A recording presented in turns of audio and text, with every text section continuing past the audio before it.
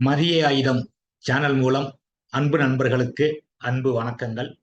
நண்பர்களே, இது விற்பனை ரகசியங்கள் பகுதி 10, சேல் சீக்ரெட்ஸ் பார்ட் 10. இந்த பகுதியில நம்ம எதை பத்தி பார்க்கலாம் அப்படின்னு பார்த்தீங்கன்னா,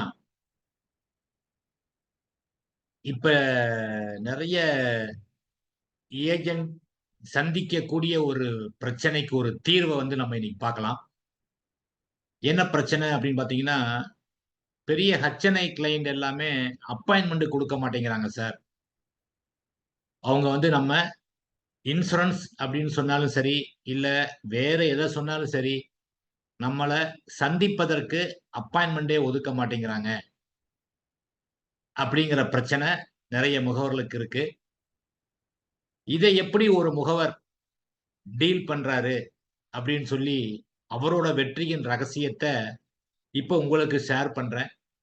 இத யாரெல்லாம் பின்பற்ற முடியுமோ, அவங்க முயற்சித்து பாருங்க.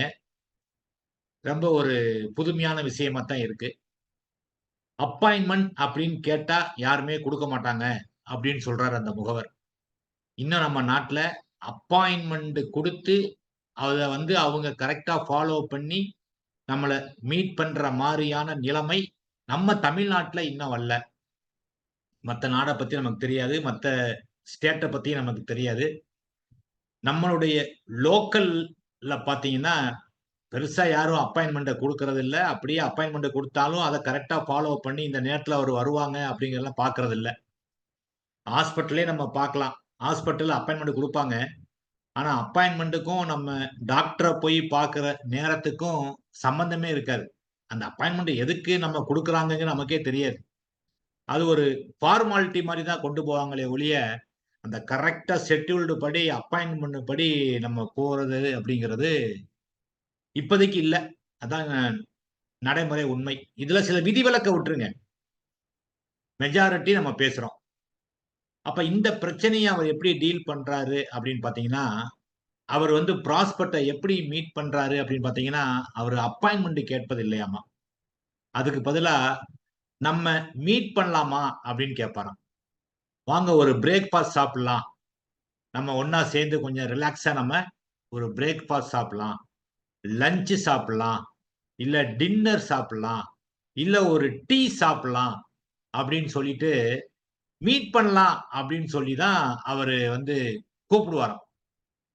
அவர் எந்த கிளையண்ட்ட பார்க்கணும்னு விருப்பப்படுறாரோ, அந்த கிளையண்டோடைய பழக்கம் ஏற்கனவே இருக்கக்கூடிய கிளையண்டா தான் அவங்க இருப்பாங்க. அப்படி இருக்கிற பட்சத்துல, அவரு என்ன செய்வாராமா, அவர் இடத்துக்கும் போறதில்ல. அவர நம்ம இடத்துக்கும் வர வைக்கிறதில்ல.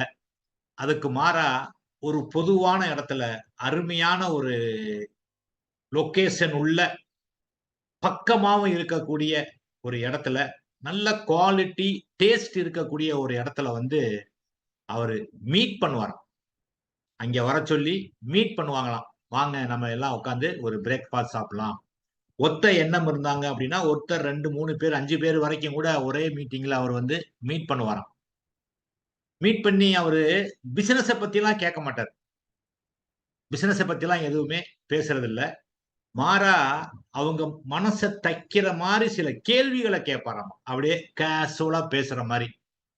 உதாரணத்துக்கு அவர் ஒரு நான் நான் எப்படிலாம் பேசுவேன் அப்படிங்கிறதுக்கு சில சாம்பிள் வந்து அவரு ஷேர் பண்ணாரு. இது வந்து அப்படியே ஸ்ட்ரிக்ட்டா ஃபாலோ பண்ணணுங்கிறது இல்ல. என்ன மாரி நம்ம கேள்விகளை கேட்கலாம். அது எந்த அளவுக்கு அவங்களுக்கு வந்து நம்ம சேல்ஸ நோக்கி அவங்கள திருப்பும் அப்படிங்கிறதுக்கு ஒரு உதாரணமா அவரு சொன்னாரு. அதே உங்களுக்கு நான் சொல்றேன். இத வந்து ஒரு எக்ஸாம்பிளா எடுத்துக்கங்க. இத அப்படியே 100% ஃபாலோ பண்ண முடியாது. ஏன்னா ஒவ்வொரு இண்டிவிஜுவலும் டிஃபர் ஆவாங்க. நீங்க அவங்க மூட பொறுத்து அந்த கேள்விய போடுங்க. அதுல உள்ள பொருள நீங்க புரிஞ்சுக்கங்க. என்ன ஆங்கிள்ல நம்ம கேள்விய கேட்க கத்துக்கணும் அப்படிங்கிறதுக்கு இது ஒரு எக்ஸாம்பிளா எடுத்துக்கங்க. சாம்பிளா எடுத்துக்கங்க. அவர் எப்படி பேச்ச துவக்குவாராம் அப்ப பார்த்தீங்கன்னா, "சார் நீங்க தொடர்ந்து 5 வருஷம் இடைவிடாமல் இன்வெஸ்ட் பண்ணக்கூடிய ஏதாவது இன்வெஸ்ட்மென்ட் இருந்தா எனக்கு சொல்லுங்க சார்" அப்படிம்பாராம். என்ன சொல்லுவாராம்? "நீங்க தொடர்ந்து இடைவிடாமல் இன்வெஸ்ட் பண்ணக்கூடிய இன்வெஸ்ட்மென்ட் எது? எதனால அந்த இன்வெஸ்ட்மென்ட்ட தேர்ந்தெடுத்தீங்க? யாரால் அந்த இன்வெஸ்ட்மென்ட்க்கு நீங்க போனீங்க? அப்படிங்கிற மாரியான கேள்விய கேட்கும்போது, நெறைய பேர் என்ன பதில் சொல்லுவாங்கன்னு நெனைக்கிறீங்க? அப்படிலாம் ஒண்ணும் இல்லப்பா. நான் இன்வெஸ்ட் பண்ணணும்னு நெனைக்கிறது. நெறைய பேர் சொல்றாங்க. அங்க இன்வெஸ்ட் பண்ணா நல்லாருக்கும். இங்க இன்வெஸ்ட் பண்ணா நல்லாருக்கும். நான் வந்து ஒன் டைம் இன்வெஸ்ட் பண்றேன். என்ட்ட ஏதாச்சும் ஃபண்ட் எக்ஸஸா இருந்ததுன்னா, லேண்ட் வாங்கி போடுவேன். இல்லைன்னா ஒரு பேங்க்ல பிக்ஸட் டெபாசிட் வாங்கி போடுவேன். மத்தபடி நான் தொடர்ந்து கட்டுற மாரிலாம் இல்ல. இல்ல நான் இன்சூரன்ஸ் கட்டுறேன். அப்படி கூட சொல்லலாம். நான் எல்ஐசி போட்டிருக்கேன். அப்ப அத தொடர்ந்து அவர் சில கேள்விகளை அப்படியே ஸ்டார்ட் பண்ணுவாராம். அடுத்து இன்னொரு முக்கியமான ஒரு இத சொன்னாரு. எக்ஸாம்பிள் என்ன சொன்னாருன்னா, இப்ப உங்க மனைவி மீது நீங்க எவ்வளவு பாசம் வச்சிருக்கீங்க? மனைவி, குழந்தைகள் மீது. ஒரு கல்யாணம் ஆனவரா இருக்காரு. மிடில் ஏஜா இருக்காருன்னு வைங்க. அரவுண்ட் 40 35 டூ 40 இருக்காரு அப்படின்னா, அவர்ட்ட எப்படி பேச்ச துவங்குவாராம், "உங்களுக்கு உங்க மனைவி, குழந்தை மீது எவ்வளவு பாசம் இருக்கு?" அப்படின்னு சொல்லி கேட்பாராம். "என்னங்க எல்லாமே அவங்களுக்காக தான் நான் இவ்வளவு தூரம் பாடுபட்டு உழைக்கிறேன். எனக்கு அப்புறம் எல்லாமே அவங்களுக்கு தான்." அப்படின்னு தான் பொதுவா சொல்லுவோம். இப்படித்தான் எல்லாரும் சொல்லுவாங்களாம். அப்ப இவரு அடுத்த கேள்வி கேட்பாராம். "உங்க மனைவி இப்ப உங்களுக்கு எல்லாமே அவங்களுக்கு தானா? இப்ப அந்த எல்லாமே அப்படிங்கிறத கொஞ்சம் விளக்க முடியுமா?" அப்படின்னு சொல்லி கேட்பாராம். "என்னங்க வீடு, காரு, நகை, பேங்க்ல உள்ள டெபாசிட்டு, நான் போட்டிருக்கிற எல்ஐசி எல்லாமே அவங்களுக்கு தாங்க." அப்படின்னு சொல்லி சொல்லுவாராம். Very good. ரொம்ப சிறப்பு. இப்ப திடீர்னு இவ்வளோ பெரிய பணம் உங்க மிஸ்ஸஸ்னால டீல் பண்ண முடியுமா? நீங்க இல்லாத சமயத்துல. அப்பன்னா என்ன சொல்றாரு? ரிஸ்க்க பத்தி பேசுறாரு. இன் கேஸ் சப்போஸ் ரிஸ்க் ஏற்பட்டுச்சு அப்படின்னா, உங்க மனைவியால நீங்க சொன்ன அந்த சொத்து, கேஷு, டெபாசிட்டு, இன்சூரன்ஸ் பணம் இதெல்லாம் அவங்களால டீல் பண்ண முடியுமா? அப்படி அவங்க பைனான்சியலா நிதிய கையாண்டு அவங்களுக்கு பழக்கம் இருக்கா? அப்படின்னு சொல்லி கேட்பாராம். இதுக்கு என்ன பதில் வரும்? நெறைய பேர்ட்ட, இல்ல அவங்களுக்கு அதெல்லாம் தெரியாது அப்படின்னு தான் பதில் வரும். அப்ப நீங்க அவங்களுக்கு நீங்க இல்லைன்னா ஒரு சொத்த குடுக்க விருப்பப்படுறீங்களா? இல்ல அவங்களுக்கு ஒரு தொடர்ந்து வருமானத்த குடுக்க விருப்பப்படுறீங்களா? சொத்தை குடுப்பது நல்லதா? இல்ல தொடர்ந்து அவங்களுக்கு அவங்களோட ஆயுள் காலம் முழுவதும் வருமானத்தை குடுப்பது நல்லதா? அப்படின்னு சொல்லி கேட்பாராம். கண்டிப்பா சொத்த மொத்தமா குடுத்தோம்னா அவங்களால டீல் பண்ண முடியாம கூட போகலாம். அதுக்கு பதிலா தொடர்ந்து வருமானம் வர்ற மாரி இருந்தா ரொம்ப நல்லா இருக்கும் அப்படின்னு சொல்லி சொல்லுவாராம். அப்படிதான் முக்காவாசி பதில் வரும். இது எல்லாமே வந்து அவரு பிராக்டிகலா அவருக்கு மெஜாரிட்டியா என்ன பதில் வரும் அப்படிங்கிறதையும் வச்சு அவர் சொன்னாரு. அம் அப்ப உங்க மனைவிக்கு மாசம் எவ்வளவு வருமானம் வந்தா போதுமானதா இருக்கும்னு நீங்க நினைக்கிறீங்க? அடுத்த கேள்வி. அவர் என்ன சொல்லுவாராம், "என் மனைவி என்னங்க ஒண்ணும் அவங்க ஆடம்பரத்தலாம் விரும்ப மாட்டாங்க. சிம்பிளா இருப்பாங்க." அப்படின்னு சொல்லலாம். இல்ல அவங்க ரொம்ப வசதியான வீட்டு பொண்ணுங்க. ரொம்ப வசதியா அவங்கள நானு இதுவரைக்கும் வச்சிருக்கிறேன். எனக்கு அப்புறமா அவங்க அதே ஸ்டேட்டஸ்ல தான் இருக்கணும் அப்படிங்கிறது தான் என்னுடைய நோக்கம். அதுக்காக தான் நான் இவ்வளவு பாடுபடுறேன். இப்ப நீங்க சொன்ன பிறகு தான் நான் கொஞ்சம் சிந்திக்கிறேன். இப்ப திடீர்னு நம்ம இல்லைன்னா, இந்த சிச்சுவேஷன நம்ம மிஸ்ஸஸ்னால ஹேண்டில் பண்ண முடியுமா? அப்படின்னு நான் இப்ப தான் நீங்க சொன்ன பிறகு தான் எனக்கே அந்த யோசனையே வருது. மாறா தொடர்ந்து வருமானம் நான் இருந்தா அவங்களுக்கு எப்படி வருமோ, அதே போல வந்ததுன்னா ரொம்ப நல்லா தான் இருக்குங்க. சிறப்பா தான் இருக்கும். என்ன அவங்களுக்கு ஒரு 30,000 இருந்தா, அவங்க இதே மாரி இப்ப இருக்கிற மாரியே சமாளிச்சுக்குவாங்க. அப்படிங்களா? 30,000மா? சரி. இதே கேள்விய நான் ஒரு 5 வருஷம் முன்னாடி கேட்டிருந்தா, நீங்க எத்தன ரூவா சொல்லியிருப்பீங்க? 5 வருஷம் முன்னாடி கேட்டிருந்தா என்னங்க நான் சொல்லியிருந்தா ஒரு 15,000 போதும்னு சொல்லியிருப்பேன். இப்ப 30,000 சொல்றீங்க. இன்னும் 5 வருஷம் கழிச்சு இதே கேள்விய நான் கேட்டா என்ன சொல்லுவீங்க? கண்டிப்பா ஒரு நான் ரூ. 50 அப்படின்னு சொல்லுவீங்க. அப்ப அந்த பணவீக்கம் அப்படிங்கிறது இருக்கு. அப்ப அதுக்கு ஏத்த மாரியும் நம்ம உங்க மிசஸ்ஸுக்கு வருமானத்த திட்டமிடணும். சரி. 30,000மே வச்சுக்கலாங்க. தொடர்ந்து 30,000 வேணும் அப்படின்னா, உங்க மனைவிக்கு நீங்க எவ்வளவு ஃபண்ட கிரியேட் பண்ணி குடுக்கணுங்க.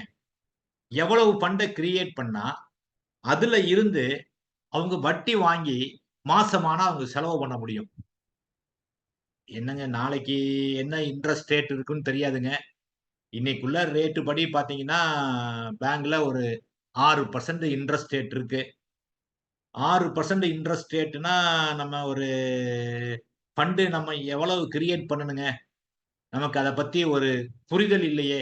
அப்படின்னு தான் சொல்லுவாங்க நெறைய கிளையன்ட். நீங்களே சொல்லுங்க. நான் எவ்வளவு ஃபண்ட் கிரியேட் பண்ணணும்? 6% உங்க மனைவிக்கு தேவை 30,000 அப்படின்னா, 200 மடங்கு உங்க மனைவிக்கு தேவைப்படுற செலவு தொகைய விட 200 மடங்கு நீங்க ஒரு கார்பஸ கிரியேட் பண்ணணும். அப்ப 30,000 இன்டு 200 போட்டா ரூ. 60,00,000 ரூ. 60,00,000 உங்க மனைவிக்கு வேணும்.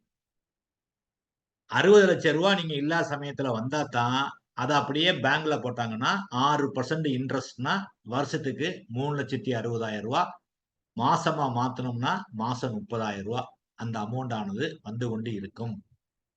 இதே பேங்க் இன்ட்ரெஸ்ட் 5% அப்படின்னா, 240 மடங்கு உங்க மனைவிக்கு நீங்க குடுக்கணும் அப்படின்னு ஆசைப்படுற வருமானத்த விட அதிகமா இருக்கணும். இதே பேங்க் இன்ட்ரெஸ்ட் 4% அப்படின்னா, உங்க மனைவிக்கு நீங்க குடுக்கக்கூடிய வருமானத்த விட 300 மடங்கு இருக்கணும். பாருங்க 30,000 இன்டு 300 போட்டா எவ்வளவு வரும்? 90,00,000 வேணும். 90,00,000 நீங்க இல்லைன்னா குடுப்போம். அத அவங்க பேங்க்ல போட்டா வட்டி விகிதம் 4% அப்படின்னு சொல்லி நம்ம கணக்கு எடுத்திருக்கோம். அப்ப வருஷம் ரூ. 3,60,000 மந்த்லியா மாத்துனா ரூ. 30,000 இதுதாங்க ஃபார்முலா. இதுதான் வந்து ஒரு பைனான்சியல் ஃபார்முலா. இதத்தான் நான் பொதுவா வந்து அட்வைஸ் பண்றேன். அப்ப இந்த மாரி இன்வெஸ்ட் பண்ற வேல கூட உங்களுக்கு தேவை இல்லாம, நீங்க அந்த சமயத்துல என்ன வட்டி இருக்கும்? அவங்க எந்த பேங்க்ல போடுவாங்களா? இல்ல மொத்தமா ஃபண்ட குடுத்தா, அத அவங்கனால மேனேஜ் பண்ணி எந்த சிக்கலும் இல்லாம அத வந்து அவங்க பேங்க்ல போட்டு வட்டி வாங்க முடியுமா? அப்படிங்கிற பிரச்சனை எல்லாம் உங்களுக்கு தேவையே இல்ல. அதுக்கு சில வழிமுறைலாம் இருக்கு. நீங்களே கார்பஸ கிரியேட் பண்ணுவீங்க. அந்த கார்பஸ அவங்களே என்ன பண்ணுவாங்கன்னா, அவங்க இருக்கிற வரைக்கும், உங்க மனைவி இருக்கிற வரைக்கும் தொடர்ந்து அவங்களுக்கு வருஷம் வருஷம் அந்த பணத்த குடுத்துக்கிட்டே இருப்பாங்க. நீங்க இருந்தாலும் சரி, இல்லைனாலும் சரி. அவங்களுடைய ஆயுட்காலம் முழுவதும் கன்டின்யூ ஆகும். நம்ம அத பத்திலாம் விவரமா பேசலாம். இப்ப நம்ம அத பேசுறதுக்காக வரல. ஜஸ்ட் நம்ம ரிலாக்ஸ் பண்ண தான் வந்தோம். அப்படின்னு வேற அவர் அடிக்கடி சொல்லிக்குவாராம். இதெல்லாம் வந்து கேசுவலா நான் உங்களுக்கு புரியணுங்கிறதுக்காக அந்த பாயிண்ட்ட பத்தி மட்டும் உங்களுக்கு பேசுறேன். ஏன்னா கேசுவலா நம்ம பேசுற மாரி இங்க பேச முடியாது. அப்படியே கேசுவலா சாப்பிட்டுக்கிட்டே அவங்க கேசுவலா ஒவ்வொரு கேள்வியா அப்படியே கேட்டுக்கிட்டு, அப்படியே பாயிண்ட் அப்படிங்கிறத எடுத்து குடுப்பாராம். அப்ப அடுத்து அவங்களே என்ன பண்ணுவாங்க, "அப்படியா! சரி நம்ம அத பத்தி நம்ம இன்னும் விரிவா பேசலாம். வாங்கன்னு" அதுக்கப்புறம் அவர்ட்ட டைம் கேட்டுட்டு, அதுக்கப்புறம் அவர மீட் பண்ணுவாராம். அப்ப ஃபர்ஸ்ட் அப்பாயின்ட்மென்ட்க்கு முயற்சி பண்ணாதீங்க. மீட்டிங்க்கு முயற்சி பண்ணுங்க. இத உங்க முகவருக்கு நீங்க வந்து எஜுகேட் பண்ணுங்க சார் அப்படின்னு சொல்லிட்டு சொன்னாரு. சொன்னாருன்னா என்ட்ட நேரடியா வந்து சொல்லல. ஒரு அனுபவ புக்கின் வழியாக அவரு தன்னுடைய வெற்றி கதைய ஷேர் பண்ண புக்க நான் படிச்சேன். எம்டிஆர்டி, டிஓடி, சிஓடி முகவர்களுடைய வெற்றிக்கான ரகசியங்கள் அப்படிங்கிறத பத்தி நான் நெறைய படிச்சுக் கொண்டே இருக்கிறேன். அதுல எனக்கு வரக்கூடிய இன்ஃபர்மேஷன் அது மட்டுமல்லாம, நம்ம பார்க்கக்கூடிய முகவர்ட்ட இருந்து வரக்கூடிய இன்ஃபர்மேஷன், நான் பிராக்டிகலா 34 வருஷமா நான் டெவலப்மென்ட் ஆஃபீஸரா வொர்க் பண்ணும்போது எனக்கு வந்த எக்ஸ்பீரியன்ஸ் அதெல்லாம் கலந்து தான் இந்த விற்பனை ரகசியங்கள் அப்படிங்கிற ஒரு பகுதிய உங்களுக்கு குடுக்கணும் அப்படிங்கிற நோக்கில் தான் வாரம் உங்களுக்கு சில முக்கியமான ரகசியங்களை, அதிகமா பேசப்படாத விஷயங்களை இந்த பகுதியில உங்களுக்கு நானு சொல்லிட்டு இருக்கேன். இத யார் யாரெல்லாம் பின்பற்ற முடியுமோ பின்பற்றி பாருங்க. கண்டிப்பாக வெற்றி உறுதி. இதேபோல் இன்னும் பல விற்பனை ரகசியங்களை வரும் வாரங்களில் நாம் பார்ப்போம் நண்பர்களே. மீண்டும் சந்திப்போம். அதுவரை உங்களிடமிருந்து விடைபெறுவது உங்கள் அன்பு நண்பன் ரிட்டயர்ட் எஸ்பிஏ மதிய ஆயுதம் பயிற்சி மையத்தின் CEO. நன்றி நண்பர்களே. வணக்கம்.